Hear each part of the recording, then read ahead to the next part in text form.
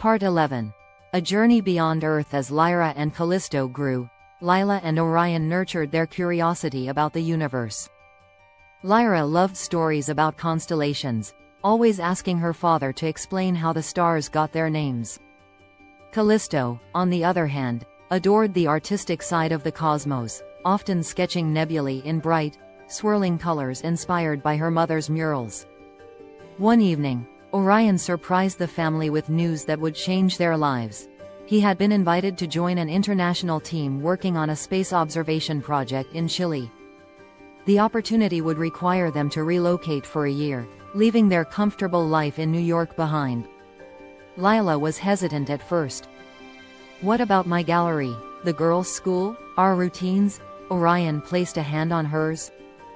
"Think of it as an adventure, a new chapter for us, as a family. Besides," he added with a playful grin, "the stars will be clearer there than anywhere else on Earth."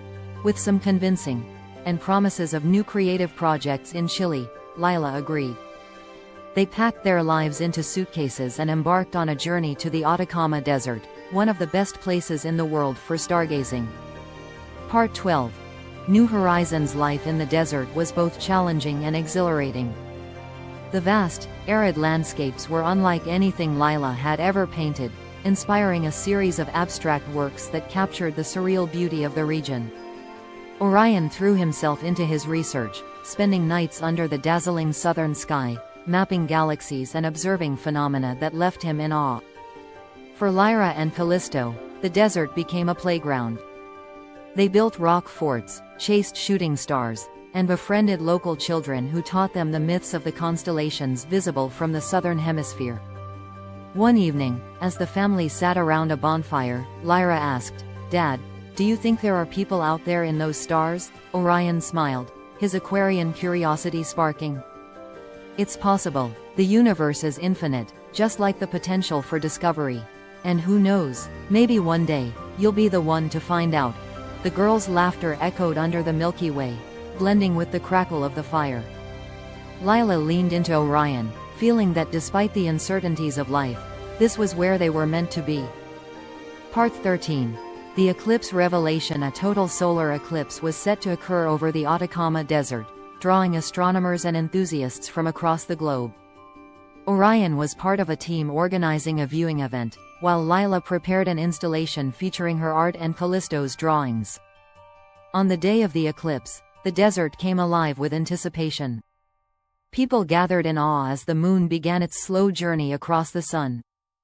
Lila held Lyra and Callisto close, their shared glasses reflecting the celestial dance above. As totality approached, the air grew still, and darkness enveloped the desert. In that fleeting moment of perfect alignment, Lila felt a profound connection, not just to Orion and her daughters, but to the vast universe around her. Later that evening, as the stars reclaimed the sky, Lila whispered to Orion, "We're such a small part of all this, yet somehow, we've created a universe of our own." He kissed her forehead.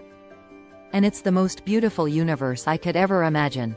Part 14. Passing the torch. Returning to New York after their year in Chile, the family felt change. The desert had left its mark on them, deepening their appreciation for the cosmos and their place in it. Lyra and Callisto, now teenagers, began exploring their own paths, carrying forward the love for art and science their parents had instilled in them. Lyra joined a youth astronomy club, spending nights on the rooftop with her telescope, just like her father once had. Callisto began exhibiting her artwork in local galleries, blending her mother's vivid style with her own unique vision of the stars. One evening, as they prepared for a family stargazing night, Lyra asked, "Do you think we'll ever go to space?" Lila smiled. "Why not? The stars are in your blood. Wherever you go, we'll always be cheering you on." Orion added, "Just promise to send us postcards from Mars." The family laughed, but deep down, they knew the girls were destined for incredible things. Part 15. A Legacy. Among the stars. Years later, Lila and Orion sat side by side in their garden, watching as Lyra and Callisto prepared for a joint presentation at an international conference. Lyra was now an astrophysicist, leading research into the potential for life on other planets, While Callisto had become a renowned cosmic artist, her work gracing museums around the world.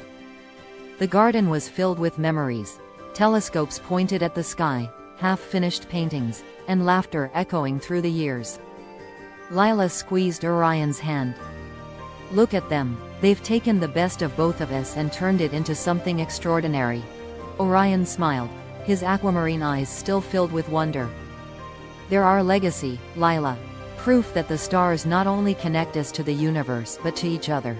As Lyra and Callisto waved goodbye, heading off to inspire the next generation, Lila and Orion leaned back to gaze at the night sky. The constellations above seemed to sparkle a little brighter, as if celebrating the story they had written together, a love that had grown, endured, and passed its light onto the stars.